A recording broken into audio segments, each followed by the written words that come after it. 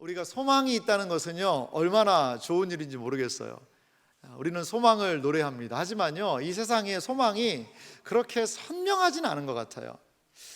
단테라는 사람 있지 않습니까? 13세기 분인데요, 이 단테가 쓴 그런 대서사시가 있습니다. 그게 뭐냐면 신곡이라는 대서사시를 기록을 해놨습니다. 이 단테가 쓴 신곡이라는 서사시는요, 여행을 합니다. 단테가 어디를 여행하느냐?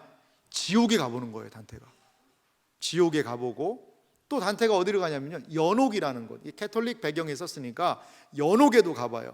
그리고 마지막에 어디를 갈까요? 천국에까지 가는 여정, 그 순례의 여정이 단테의 신곡입니다. 그런데요, 이 단테가 지옥에 들어가려고 지옥문 앞에 턱하니 서 있는데, 지옥문에 이러한 글씨가 써 있는 거예요. 여러분, 지옥문 앞에 써 있는 글씨는 어떤 것이 있었을까요? 거기에 이렇게 써 있었다고 그래요. 지옥문 앞에서는요, 나는 슬픔의 나라로 들어가는 문. 이게 지옥문이요, 자기를 소개하는 겁니다. 슬픔의 나라로 들어가는 문이다. 나는 영겁의 고통으로 들어가는 문이다. 여기 들어오는 너희는 온갖 희망을 버릴지어다. 단테의 신곡에서 그 지옥문 앞에 여기 들어오는 너희는 온갖 희망을 버릴지어다. 단테는요, 지옥이 어디라고 얘기하죠? 희망이 없는 곳이 지옥이라는 거죠. 고통이 있습니다. 그런데 그 고통 속에서 희망이 있으면 살 수 있는 거죠.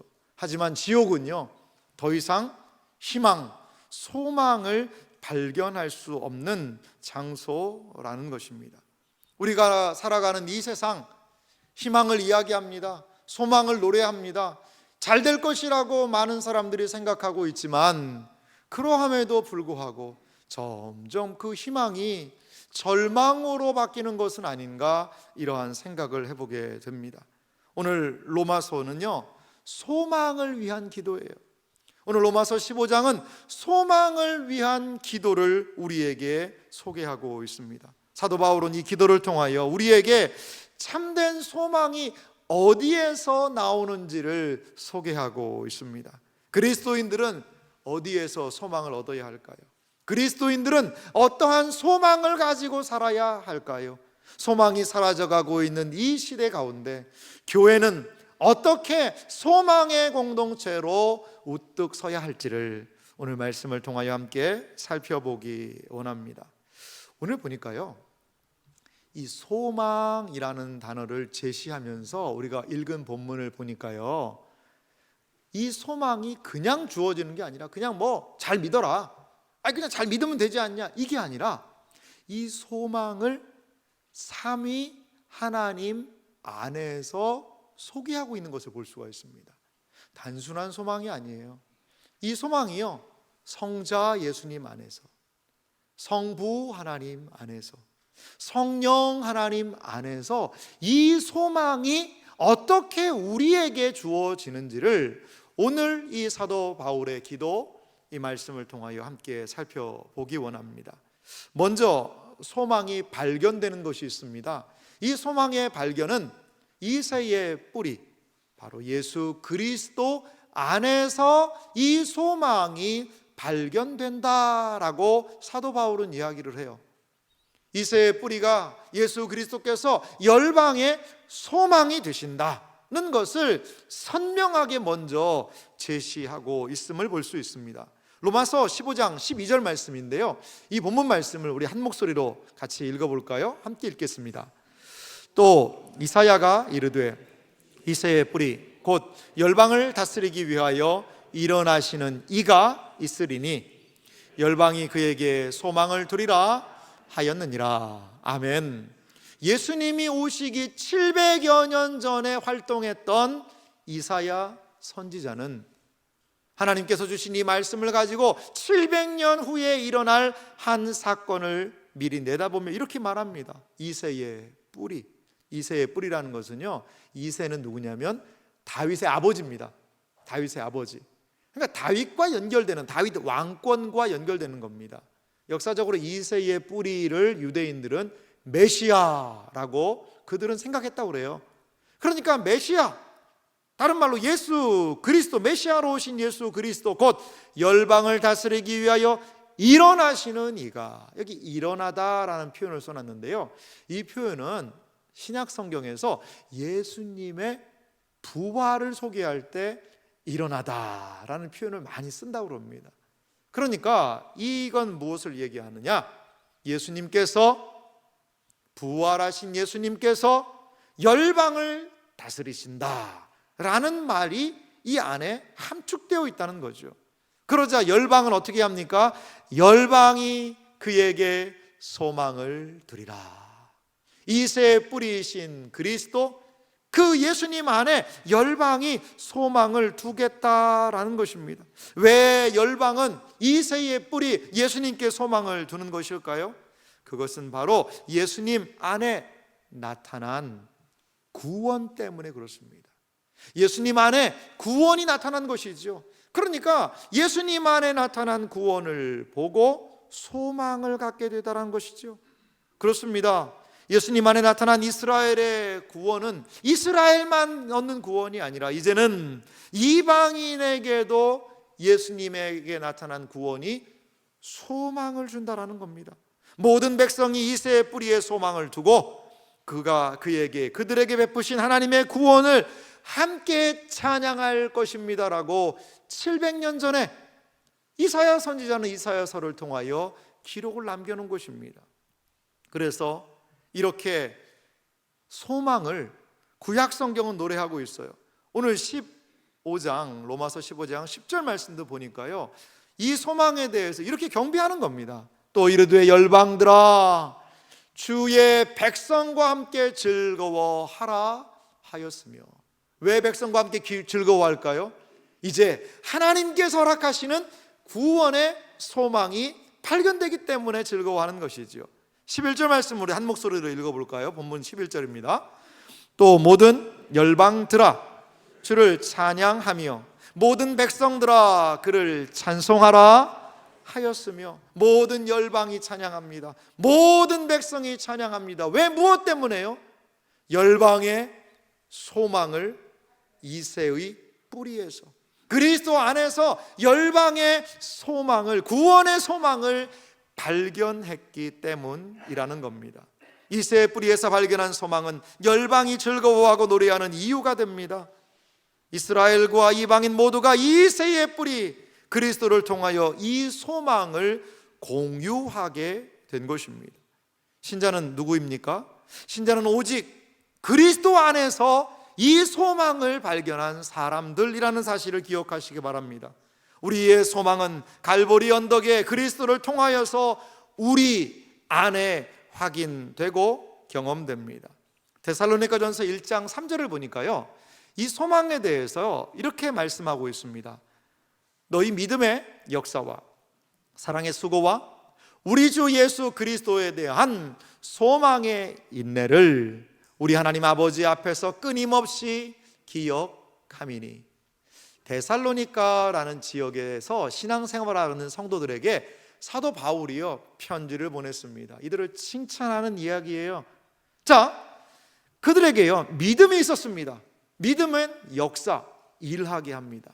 그리고요 사랑은요 섬김, 수고하게 합니다. 그리고요 이들에게는 무엇이 있었느냐? 주 예수 그리스도에 대한 소망이 있었어요. 소망이 있으니까 이들이 할 수 있는 것은 무엇이었을까요? 바로 인내였다는 거죠. 어려운 환경에서도 인내하는 거죠. 그런데 이 소망을 소개하면서 무엇과 연결시키고 있습니까? 우리 주 예수 그리스도에 대한 소망. 사랑하는 이 자리에 계신 여러분, 우리의 소망이 어디에 있습니까? 신자의 소망이 어디에 있습니까? 우리 주 예수 그리스도 안에 우리 신자의 소망이 있음을 여러분 믿으시기 바랍니다. 그렇습니다. 예수님은 우리의 소망 되십니다. 허물과 죄로 죽었던 심령들이 소망 되신 예수님 때문에 살아나게 될 줄 믿습니다. 회복되게 될 줄 믿습니다. 예수님의 죽으심과 우리가 하나가 됩니다. 예수님의 부활과 우리가 하나가 됩니다. 그래서 죄와 싸워 이길 힘을 오직 예수 그리스도 안에서 경험하게 됩니다. 이것이 우리가 발견하는 소망입니다. 로마서 6장 22절은 예수님 안에서 우리가 발견할 수 있는 이 소망을 이렇게 말하고 있습니다. 그러나 이제는 너희가 죄로부터 해방되고 하나님께 종이 되어 거룩함에 이르는 열매를 맺었으니 그 마지막은 영생이라. 할렐루야. 이것이 바로 우리의 소망의 실체입니다. 예수님 안에 발견되는 실체입니다. 죄로부터 해방되는 일, 하나님의 종이 되어 거룩함에 이르는 열매, 그리고 또한 우리에게 주어지는 영생의 은혜, 이것이 바로 소망 되신 예수 그리스도 안에서 우리가 발견할 수 있는 내용이라는 겁니다. 이제 우리에게 있는 것을 로마서 6장 23절은 더 선명하게 이렇게 제시하고 있습니다. 우리 23절 말씀은 한 목소리로 같이 한번 읽겠습니다. 죄의 삭은 사망이요 하나님의 은사는 그리스도 예수 우리 주 안에 있는 영생이니라. 아멘. 죄의 삭은, 죄는요 결국 사망에 이르게 합니다. 하지만 하나님의 은사는 다른 말로 하면 선물입니다. 하나님의 선물은 무엇입니까? 그리스도 예수 우리 주 안에 있는 뭐라는 거죠? 영생이라는 것입니다. 영생이라는 거예요. 예수 그리스도 안에 있는 이 소망은 예수 그리스도 안에 있는 영생을 우리에게 줄 수 있다는 사실을 여러분 믿으시기 바랍니다. 신자는 하나님 안에 존재하는 영생을 소망하는 사람들이에요. 이것이 그리스도 안에서 발견된, 그리스도를 통하여 우리가 발견한 소망이라는 것입니다. 자, 이제 우리가 그리스도를 통하여서 소망을 발견했다라고 한다면 이 소망은 어떻게 되냐 이거죠. 이제 그리스도 안에서 소망을 발견했다면 이 소망이 하나님 안에서 어떻게 강화되는지를 살펴볼 필요가 있습니다. 두 번째는 성부 하나님께서 우리의 소망에 역사하시는 일들을 볼 수 있는데요, 그것은 바로 소망의 충만함을 소망의 하나님이신 성부께서 우리에게 허락해 주신다는 거죠. 오늘 성경 말씀을 로마서 15장 13절 말씀을 우리 좀 같이 읽어볼까요? 함께 읽겠습니다. 소망의 하나님이 모든 기쁨과 평강을 믿음 안에서 너희에게 충만하게 하사 성령의 능력으로 소망이 넘치게 하시기를 원하노라. 아멘.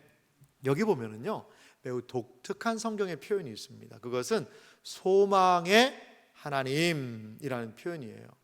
여러분, 하나님이 소망이 있으실까요? 아니, 하나님이 소망이 계시다면요 그거는 하나님이 아니죠. 아니, 하나님은 자기가 할 수 있는 걸 다 하실 수 있는 능력이 있으신데 뭐가 부족해서 하나님이 소망이 필요하시겠어요?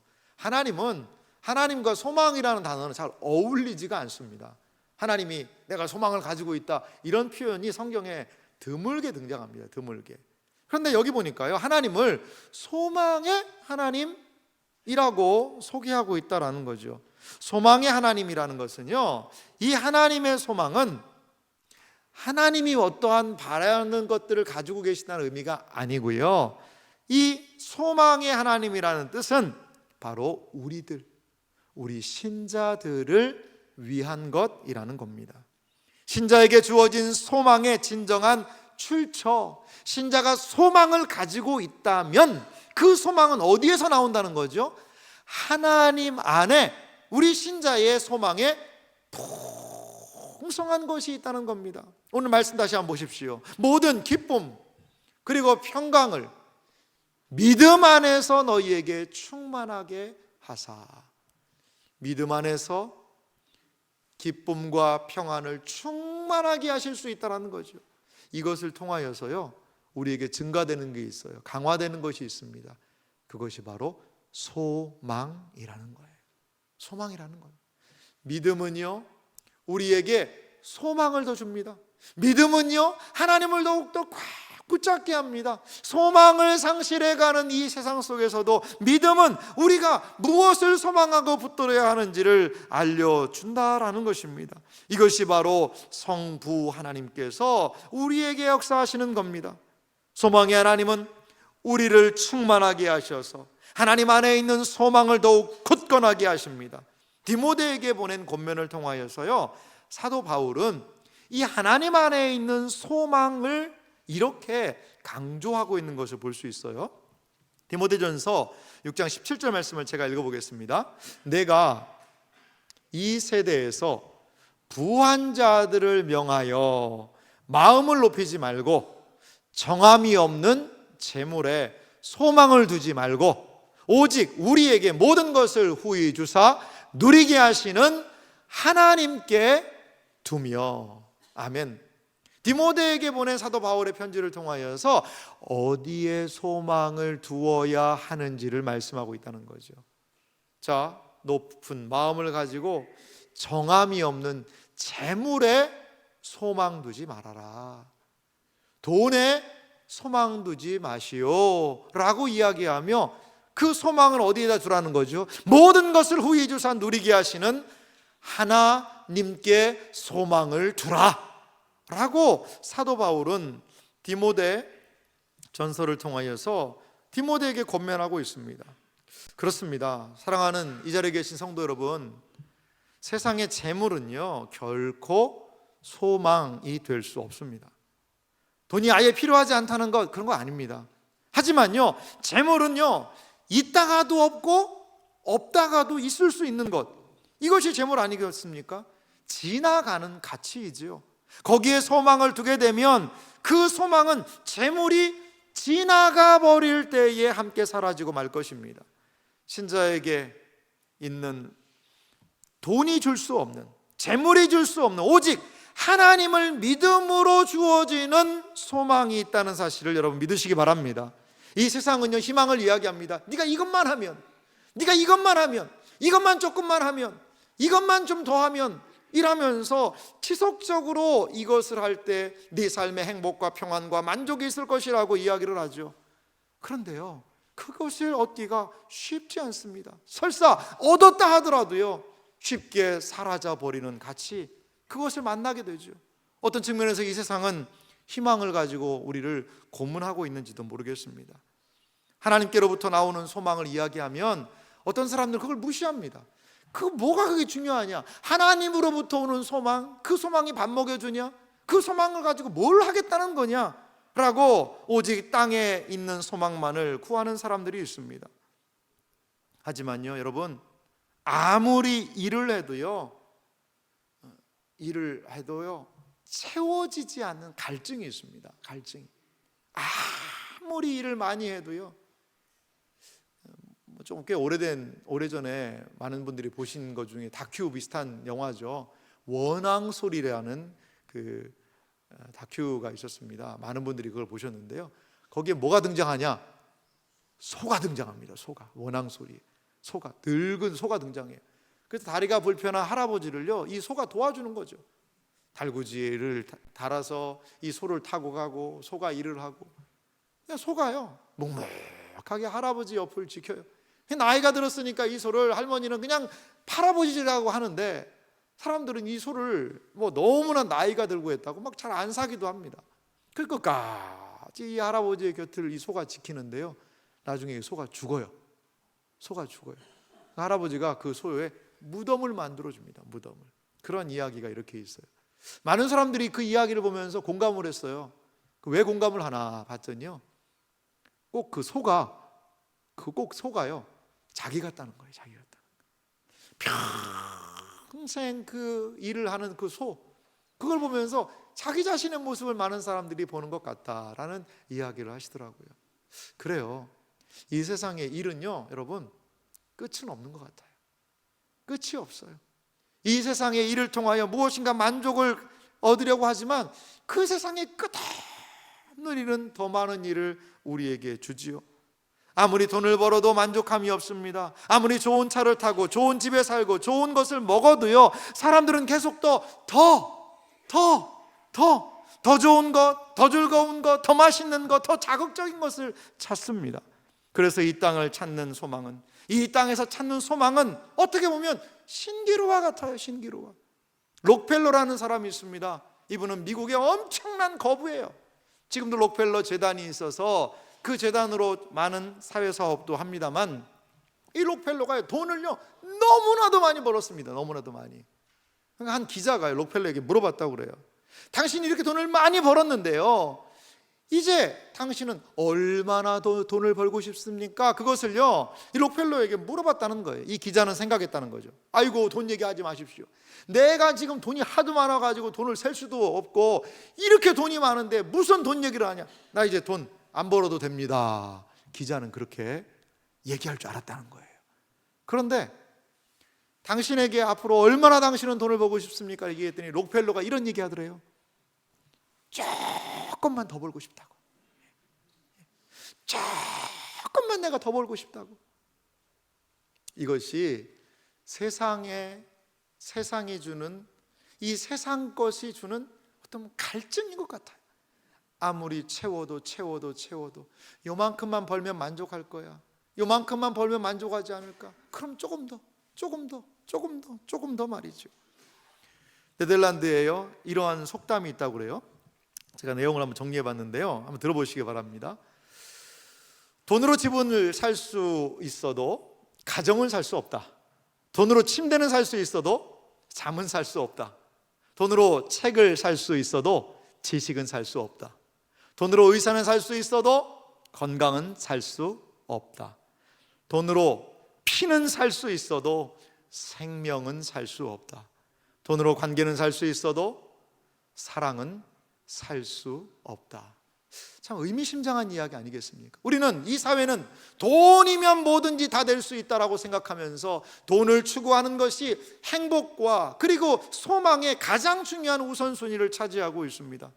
하지만요, 돈으로도 살 수 없는, 이 땅에서 만족하며 누릴 수 없는 것들이 있다라고 성경은 말하고 있습니다.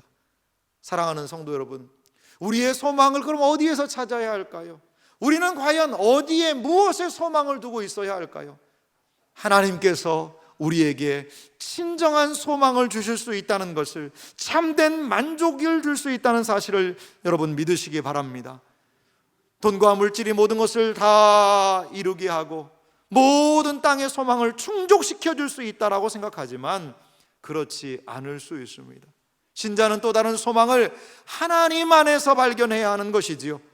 땅에서는 결코 경험할 수 없는 소망이 하나님 안에 존재합니다. C.S. 루이스라는 사람은요, 순전한 기독교 이 책에서 그리스도인의 소망에 대해 이렇게 말한 구절이 있습니다. 제가 읽어드리겠습니다.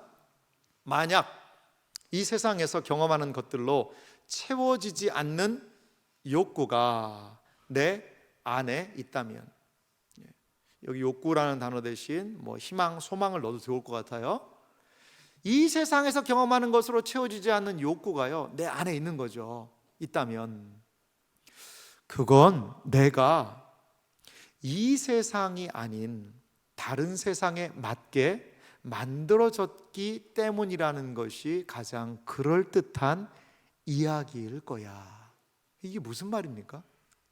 이 세상에서 채울 수 없는 그 소망이, 이 세상에서 돈을 아무리 벌어봐도, 아무리 맛있는 걸 먹어봐도, 아무리 좋은 걸 누려봐도 채워지지 않는 무엇인가가 있다면 그것은요, 이 땅에서 채울 수 없는 거라는 거죠.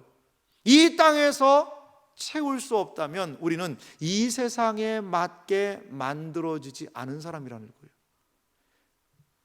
자, 이 세상에 맞게 만들어졌기 때문이라는 것, 이 세상이 아닌 다른 세상에 맞게 우리가 만들어졌기 때문에 그러한 욕구들이 생긴다는 거죠. 이 욕구가, 이 소망이 다른 욕구에 짓눌리거나 밀려나지 않게 하자, 나 자신이 그 나라를 향해 나아갈 뿐 아니라 다른 사람들도 그 나라를 향해, 그 소망을 향해 나아가도록 돕는 일을 내 삶의 주된 목표로 삼자. 이것이 바로 그리스도 안에서 소망을 발견한 사람들의 이야기라고 C.S. 루이스는 우리에게 도전하고 있습니다. 사랑하는 이 자리에 계신 여러분, 세상 소망 사라져갈 날이 있습니다. 세상 소망 끊어질 날이 있습니다. 하지만 하나님 안에 있는 진정한 소망은 이 세상이 사라지고 끊어져도 결코 변하지 않는 소망이 있다는 사실을 여러분 믿으시기 바랍니다. 그래서 우리는 하나님 안에 있는 이 소망을 따라가고 이 소망을 추구하는 존재로 살아야 합니다. 시편 42편 11절은 우리에게 말합니다. 같이 읽어볼까요? 내 영혼아, 내가 어찌하여 낙심하며 어찌하여 내 속에서 불안해하는가? 너는 하나님께 소망을 두라. 나는 그가 나타나 도우심으로 말미암아 내 하나님을 여전히 찬송하리로다. 아멘. 그렇습니다. 이 세상에서 낙심이 있지요. 이 세상에 불안이 있습니다. 낙심하는 심령, 불안한 심령들은 어떻게 해야 합니까? 너는 하나님께 소망을 두라. 시편 기자는 이렇게 도전하고 있습니다. 하나님께 소망을 두는 인생은 하나님의 도우심으로 말미암아 그 하나님을 영원히 찬송할 수 있습니다라고 이 시편이 기록하고 있습니다. 사랑하는 성도 여러분, 무엇을 붙잡고 계십니까? 내가 가장 간절히 2024년 새해에 이 떠오르는 태양을 보면서 이거 하도록 도와주세요라는 많은 사람들이 하는 것과 같은 그 소망, 그것은 과연 무엇입니까? 과연 그 소망이 이루어질 수 있습니까? 과연 그 소망이 우리를 살릴 수 있을까요? 사랑하는 이 자리에 계신 여러분, 하나님 안에서 소망을 발견하는 우리가 되기를 간절히 소망합니다. 하나님 앞에 나아갈 때 우리에게 믿음을 허락하여 주시고 기쁨과 평안을 통하여 우리에게 진정한 충만함으로 하나님 안에 있는 소망이 무엇인지를, 그리스도를 통하여 깨달은 소망이 무엇인지를 하나님은 우리에게 더 선명하게 허락하신다는 사실을 믿으시기 바랍니다. 하나님 안에서 발견한 소망을 더욱 굳건하게 잡으시는 모든 분들이 되시기를 주님의 이름으로 간절히 소망합니다. 그렇다면요, 이제 우리에게 필요한 것이 있습니다. 그리스도 안에서 발견한 소망, 하나님 안에서 굳건해지고 더 온전하게 강화되는 소망. 그렇다면 우리는 이것을 알고 있는 우리가 어떻게 이 소망을 가지고 살아갈 수 있을까요? 그게 중요한 것 아니겠어요? 이 소망의 삶을 도우시는 분이 계시는데 그분이 바로 성령 하나님이시라는 거죠. 성령께서는 능력으로 우리의 삶에 이 소망을요 넘치도록 하시겠다는 겁니다. 로마서 15장 13절 말씀을 제가 다시 읽겠습니다. 소망의 하나님이 모든 기쁨과 평강을 믿음 안에서 너희에게 충만하게 하사 성령의 능력으로 소망이 넘치게 하시기를 원하노라. 할렐루야. 그렇습니다. 성령의 능력으로 소망이요 넘치게 되는 것입니다. 넘치게 되는 것입니다. 그리스도로 인한 열방의 소망, 하나님으로 인한 소망의 강화는 성령 안에서 소망의 삶을 가능하게 합니다. 신자가 살아가는 이 세상은요, 우리에게, 이 신자가 살아가는 이 세상은요, 우리에게 매우 적대적인 세상이죠. 적대적인 환경입니다. 세상에서 신자는 평안을 찾기가 힘들고요, 사도 바울은 소망을 잃은 세상을 살아가는 신자들을 향해 무엇을요? 성령의 능력 안에 소망이 넘칠 수 있다라고 도전하고 있습니다. 소망은 우리 안에서 발견할 수 있는 것이 아닙니다. 소망을 발견했다 치더라도 그 소망을 흔들리지 않게 붙잡을 수 있는 힘이 우리에게 없습니다. 신자가 소망 안에 살기 위해서는 성령의 능력이 필요함을 믿으시기 바랍니다. 성령의 능력은 신자의 삶을 소망으로 넘치게, 소망으로 살아가게 하십니다. 소망의 삶은 오직 성령의 능력을 통하여서만 가능하게 됩니다. 로마서 5장 5절 말씀을 우리 한 목소리로 같이 읽어볼까요? 함께 읽겠습니다. 소망이 우리를 부끄럽게 하지 아니함은 우리에게 주신 성령으로 말미암아 하나님의 사랑이 우리 마음에 부은 바 됨이니. 아멘. 우리에게 있는 소망이 부끄럽지 않기 위해서는 성령의 능력을 덧입는데요, 로마서 5장 5절에는요 이렇게 얘기해요. 성령께서요 하나님의 사랑을 우리의 마음에다가 막 부어주신다는 거죠. 세상에 대한 사랑, 세상에 대한 욕망, 욕구보다도 하나님에 대한 사랑을 우리의 마음에 성령이 막 말씀을 통하여, 기도를 통하여, 성경을 읽을 때에, 이렇게 모여 예배 드릴 때에 하나님의 사랑을요 우리의 마음에 쏟아 부어주신다는 거죠. 그럴 때 우리가 어떻게 해요? 충만하게 소망이 넘치게 될 수 있다는 것입니다. 사랑하는 성도 여러분, 그렇습니다. 우리의 소망을 위해서 삼위 하나님께서 일하고 계십니다. 예수 그리스도 안에서 갈보리 십자가에서 발견한 우리의 소망은 성부 하나님을 통하여서, 믿음을 통하여 우리에게 강화됩니다. 우리에게 내주하시는 성령께서는 그 소망, 이 소망을 더욱더 굳건하게 붙들고 살 수 있도록 우리를 도우시고 계시다는 거죠. 성령의 능력으로 말이죠. 이 소망 안에 이 삼위일체 하나님께서 우리에게 주기 원하시는 이 소망을 부여잡고 사시는 모든 분들이 되시기를 간절히 소망합니다. 철로역정에 보면은요 이 소망에 관한 참 재미있는 에피소드가 하나 등장을 합니다. 이 철로역정 이 소설을 보면 크리스찬과요 이 소망이라는 사람이 이 순례의 여정을 가다가 목자들을 만나게 됩니다. 이 목자들을 만나서 교제를 나누고 이제 이들이 다시 순례 여정을 출발할 때쯤에 나눈 대화가 있어요. 그 부분을 제가 좀 소개해 드릴게요. 한번 보시기 바랍니다. 순례자들은 크리스찬과 소망에 대한 이야기입니다. 이쯤에서 다시 제 길을 가는 게 좋겠다고 생각을 했다. 순례 여정을 가려고 하는 거죠. 그런데 서로 헤어지기 직전에 한 목자가 동료들에게 말했다. 혹시 이분들이 망원경을 다룰 줄 안다면 새 예루살렘 성으로 들어가는 문을 보여주면 어떨까요? 순례자들은 뛸 듯이 기뻐했다.